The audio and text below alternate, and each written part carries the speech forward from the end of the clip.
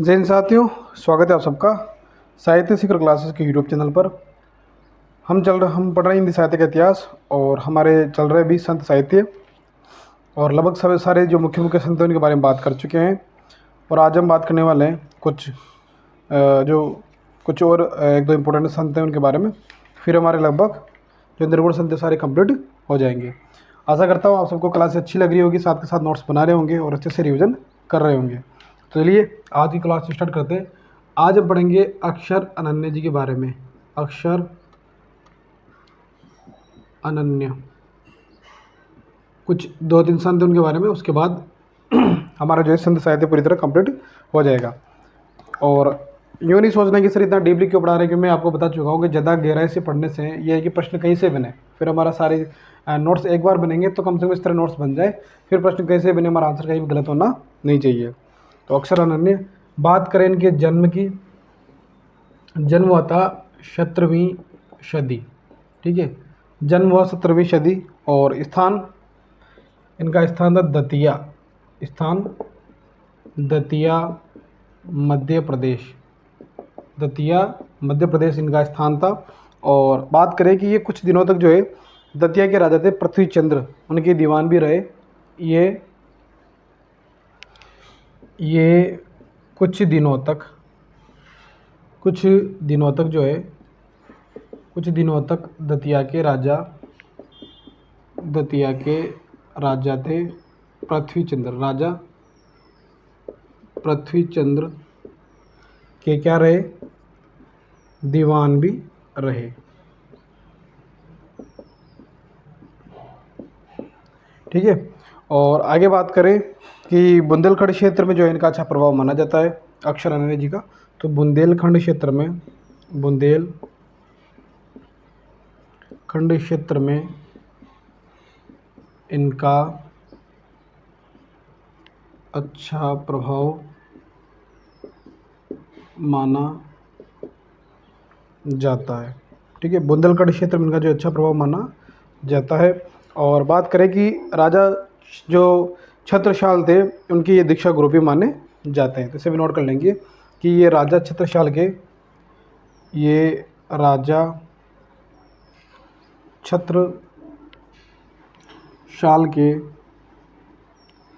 दीक्षा गुरु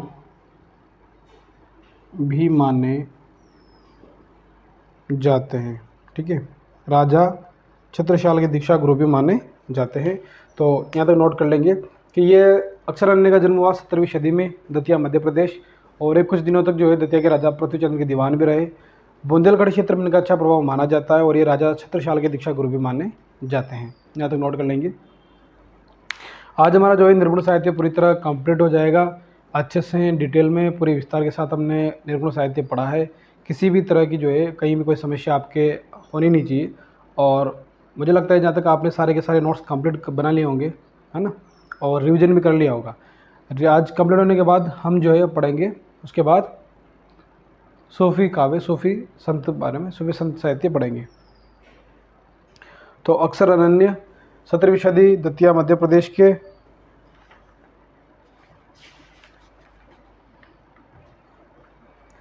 ये कुछ दिनों तक दतिया के राजा पृथ्वीचंद्र के दीवान भी रहे। बुंदेलखंड क्षेत्र में इनका अच्छा प्रभाव माना जाता है और ये राजा छत्रसाल के दीक्षा गुरु भी माने जाते हैं। यहाँ तक लिख लिया होगा।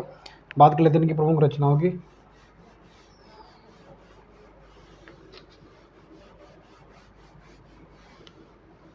ये राजा छत्रसाल के दीक्षा गुरु भी माने जाते हैं। बात करें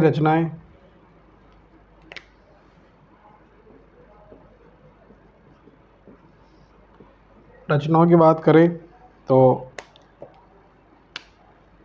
पहली रचना है ध्यान योग।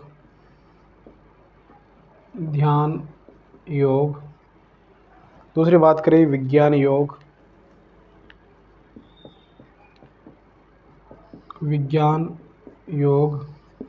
और तीसरी रचना की बात करें तो अनन्य प्रकाश,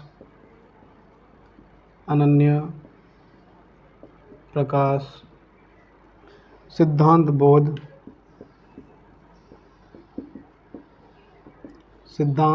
बोध। और बात करें तो विवेक दीपिका, और लास्ट में बात करें तो ब्रह्म ज्ञान।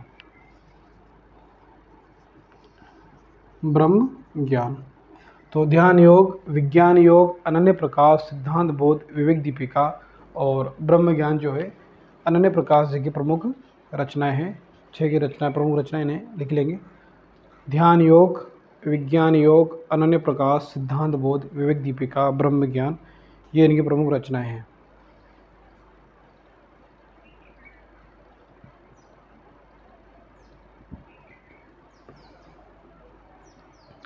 ठीक है,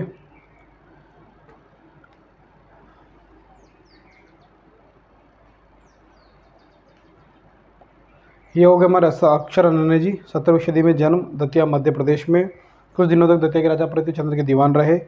बुंदेलखंड क्षेत्र में इनका अच्छा प्रभाव माना जाता है। राजा छत्रसाल के दीक्षा गुरु माने जाते हैं। और ध्यान योग, विज्ञान योग, अनन्य प्रकाश, सिद्धांत बोध, विवेक दीपिका, ब्रह्म ज्ञानी की प्रमुख रचनाएं हैं।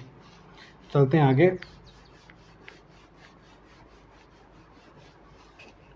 अब बात कर लेते हैं संत गुरु जो थे अर्जुन देव के बारे में। संत गुरु अर्जुन देव, ठीक है, संत गुरु अर्जुन देव के बारे में। तो इनका जन्म जो है 1563, जन्म 1563 ईस्वी। जन्म कहाँ हुआ? 1563 ईस्वी, है ना। गोविंदबाल साहिब जगह का नाम है, गोविंद बाल साहिब, गोविंदबाल साहिब पंजाब के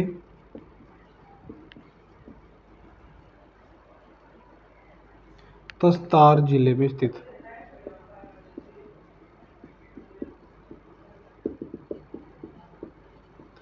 तो जन्म हुआ 1563 में गोविंदवाल साहिब पंजाब जिले के तस्तार जिले में। पिता थे रामदास जी, पिता गुरु रामदास, पिता कौन थे? गुरु रामदास। और बात करें कि ये 1581 में जो है सिखों के 5वें गुरु बने थे। ये 1581 ईस्वी में सिखों के 5वें गुरु बने। ठीक है, ये 1581 में सिखों के कौन से गुरु बने थे? 5वें गुरु बने थे। यहाँ तक लिख लेंगे। बात करें इनका जो पुत्र था उसका नाम था हरगोविंद सिंह। पुत्र का नाम क्या था?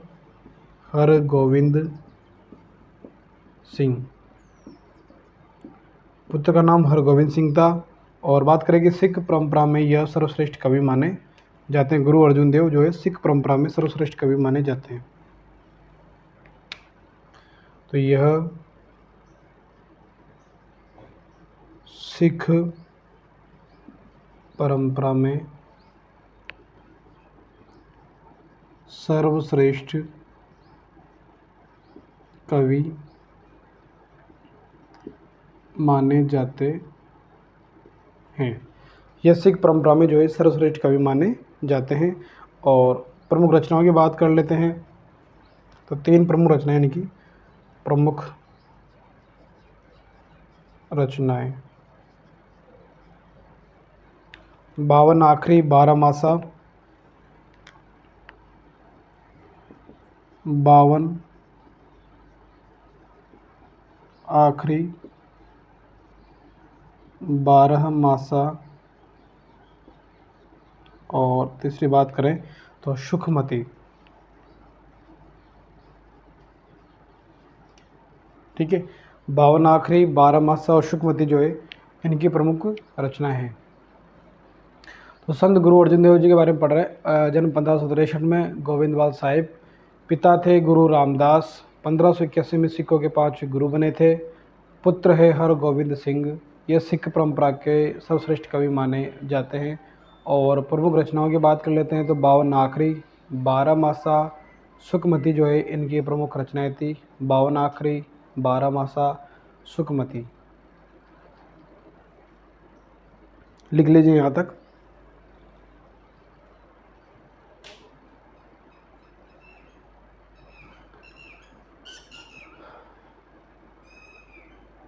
आपको रेगुलर सारी क्लासें मिल रही होगी और आप जो है अच्छे से तैयारी कर रहे होंगे। और भी बहुत सारे जैसे इसमें तो मैं गाइडेंस की वीडियो डालता हूँ, बाकी पर्सनली मैंने किस प्रकार तैयारी की थी, क्या क्या मेरा जो अनुभव रहा है उसके बारे में मैंने एक अलग चैनल बनाया, आप सबको पता ही होगा, उमाशंकर पंचोली व्लॉग। तो वहाँ सारी वीडियो डालता हूँ, तो आप उसी भी चैनल को सब्सक्राइब कर लें, वहाँ भी देखते रहें किस प्रकार बेस्ट वे क्या हो सकता है तरीका जिन तैयारी करने का। जितना मैंने देखा है उस हिसाब से हर एक बारीक से बारीक बात जो इस चैनल पे मैंने नहीं की थी उस चैनल पे मैं कर रहा हूँ, तो आप वहाँ भी जाके उन चीज़ों को देख सकते हैं। संत गुरु अर्जुन देव, जन्म हुआ 1563 में और पंजाब के तस्तार जिले में स्थित है। पिता गुरु रामदास थे। 1521 में सिखों के पांचवें गुरु बने थे। पुत्र हरगोविंद सिंह, सिख परंपरा में सर्वश्रेष्ठ कवि माने जाते हैं और 52 आखिरी 12 मासा सुखमती की प्रमुख रचनाएं हैं। चलिए चलते आगे, यहाँ तक लिख लिया होगा आपने।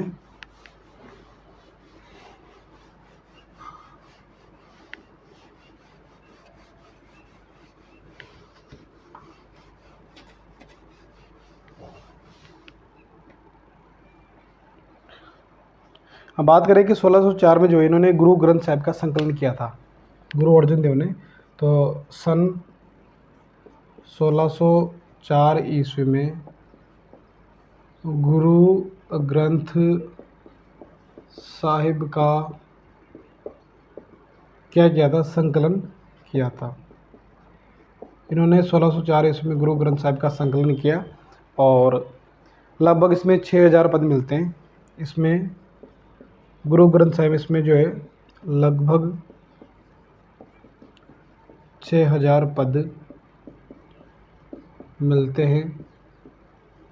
ठीक है, कितने पद मिलते हैं, लगभग 6000 पद मिलते हैं। और जहांगीर के समय जो है गुरु अर्जुन देव की हत्या करवा दी गई थी, ये बात भी याद रखनी है। किसके समय, जहांगीर के समय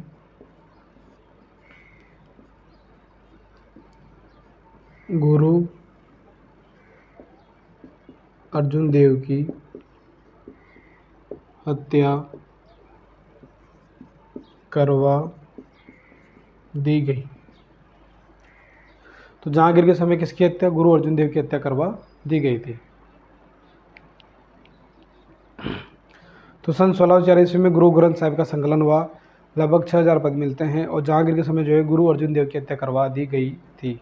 तो ये वो संत गुरु अर्जुन देव के बारे में ये जो मुख्य तथ्य थे उनके बारे में हमने बात की।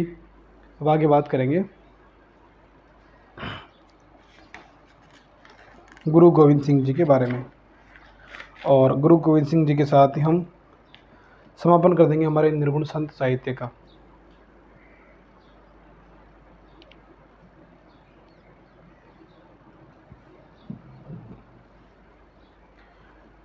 ठीक है, सन 1604 में गुरु ग्रंथ साहिब का संकलन किया, लगभग 6000 पद मिलते हैं। जहांगीर के समय गुरु अर्जुन देव की हत्या करवा दी गई।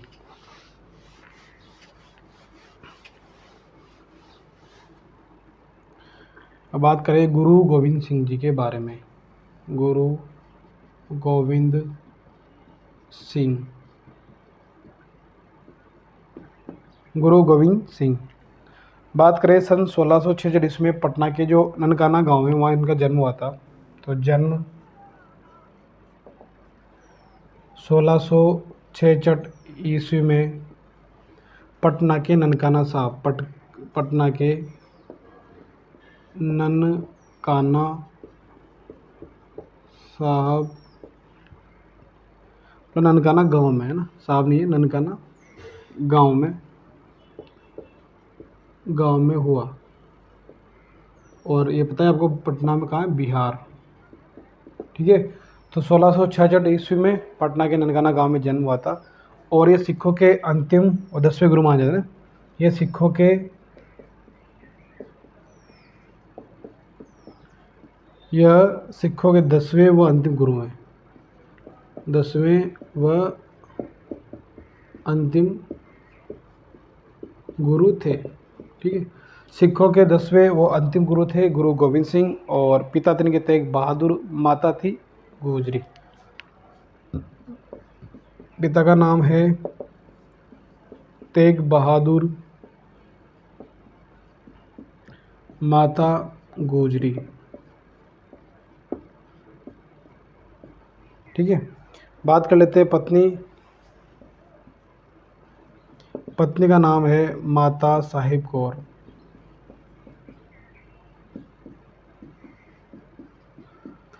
और इनके पुत्र, 4 पुत्र थे। जोरावर सिंह और फतेह सिंह। ये 2 पुत्रों ने वो थे जिन्हें औरंगजेब ने दीवार पे चुनवा दिया था इन्हों। औरंगजेब ने दीवार पर चुनवा दिया। ठीक है, जोरावर सिंह और फतेह सिंह। और दूसरे थे अजीत सिंह और जुझार सिंह। अजीत सिंह और चौथे जुझार सिंह। अजीत सिंह और जुझार सिंह। ठीक है, तो एक तो जोरावर सिंह, फतेह सिंह, अजीत सिंह और जुझार सिंह, इनके 4 पुत्र थे। तो जन्म हुआ 1666 में पटना के पास ननकाना गांव में, बिहार। सिखों के 10वें अंतिम गुरु। पिता तेग बहादुर, माता गोजरी, पत्नी माता साहेब कौर, पुत्र जोरावर सिंह, फतेह सिंह, अजीत सिंह और जुझार सिंह। औरंगजेब ने जो है फतेह सिंह और जोरावर सिंह को जो है दीवार पर चुनवा दिया था।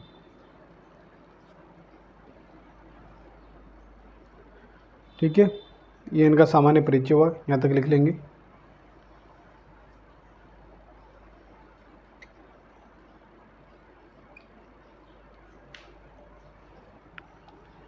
चलते हैं अब आगे।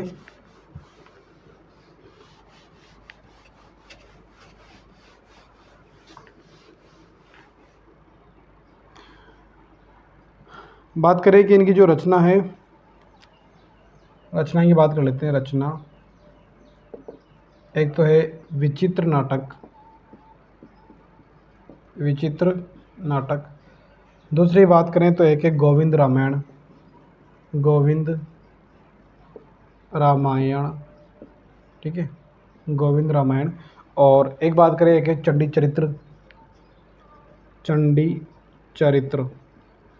चंडी चरित्र के बारे में थोड़ा विस्तार से बात करें तो वीर रस की ओजस्वी रचना है, वीर रस की ओजस्वी रचना है। ठीक है, वीर रस की ओजस्वी रचना है, पहली बात। दूसरी बात करें तो यह संस्कृत भाषा की जो रचना थी, दुर्गा सप्तशती का अनुवाद है। यह संस्कृत रचना दुर्गा सप्तशती का अनुवाद है। ठीक है, तो ये संस्कृत रचना थी, दुर्गा सप्तशती का अनुवाद है और वीरस की जो है ओजस्वी रचना है। बात करें, एक अलग रचना है जफरनामा, जफरनामा। तो इसकी खासियत है कि ये औरंगजेब को जो है पत्र के रूप में लिखी थी, जिसमें औरंगजेब की जो काली करतूतें थी उनको बताया गया था। ठीक है, तो यह रचना, जो जफरनामा रचना, यह रचना औरंगजेब को पत्र के रूप में, को पत्र के रूप में लिखी, पत्र के रूप में लिखी गई, जिसमें औरंगजेब की काली करतूतों, औरंगजेब की काली करतूतों को बतलाया गया है। ठीक है, यहाँ तक लिख लेंगे। इनकी रचना थी विचित्र नाटक, गोविंद रामायण और चंडी चरित्र। चंडी चरित्र की खास बात करें तो वीररस की ओजस्वी रचना है। संस्कृत रचना थी, दुर्गा सप्तशती का उसका अनुवाद है। और एक रचना थी जफरनामा, ये रचना जो है औरंगजेब को पत्र के रूप में लिखी, जिसमें औरंगजेब की काली करतूतों को बताया गया था। ठीक है, यहाँ तक लिख लेंगे। आज हमारा जो इंद्रगुण साहित्य पूरी तरह कंप्लीट हो जाएगा और हम पढ़ेंगे सूफी साहित्य। इंद्रगुण साहित्य का ज्ञानाश्री शाखा जो है कंप्लीट हो जाएगी, फिर प्रेमाश्री शाखा पढ़ेंगे।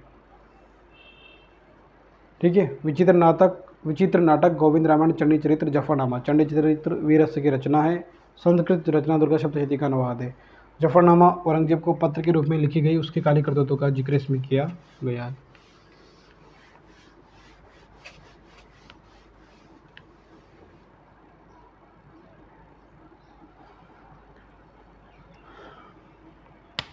बात करें कि औरंगजेब ने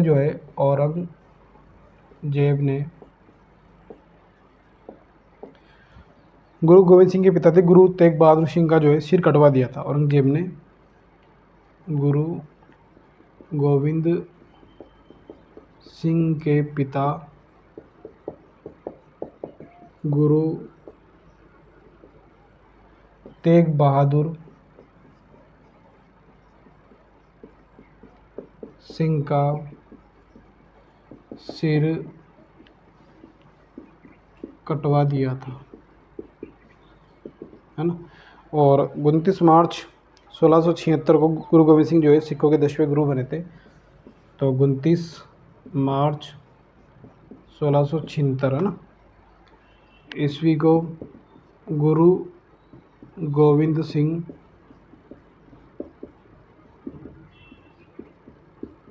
सिखों के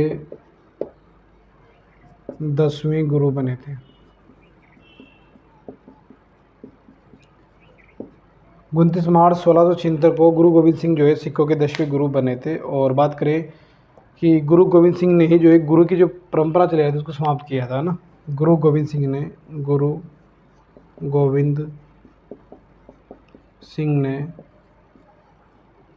गुरु की परंपरा समाप्त की थी। गुरु की परंपरा समाप्त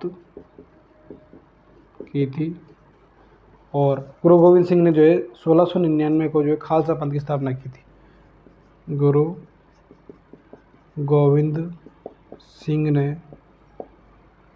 1699 ईस्वी को खालसा पंथ की स्थापना की थी। ठीक है। तो गुरु गोविंद सिंह गुरु की परंपरा समाप्त की थी। गुरु गोविंद सिंह ने 1699 में खालसा पंथ की स्थापना की थी। ठीक है, आज की क्लास में इतना ही। और हमारा निर्गुण साहित्य पूरी तरह कंप्लीट हो चुका है, मतलब ज्ञानाश्रय शाखा। और अब पढ़ेंगे सूफी परमाश्रय शाखा। औरंगजेब ने गुरु गोविंद सिंह के पिता गुरु तेग बहादुर सिंह का सिर कटवा दिया था। 29 मार्च 1676 को गुरु गोविंद सिंह सिखों के 10वें गुरु बने थे। गुरु गोविंद सिंह ने गुरु की परंपरा समाप्त की थी और गुरु गोविंद सिंह 1699 में खालसा पंथ की स्थापना की थी। आज की क्लास में इतना ही, मिलते हैं अगली क्लास में। तब तक के लिए जय हिंद, जय भारत।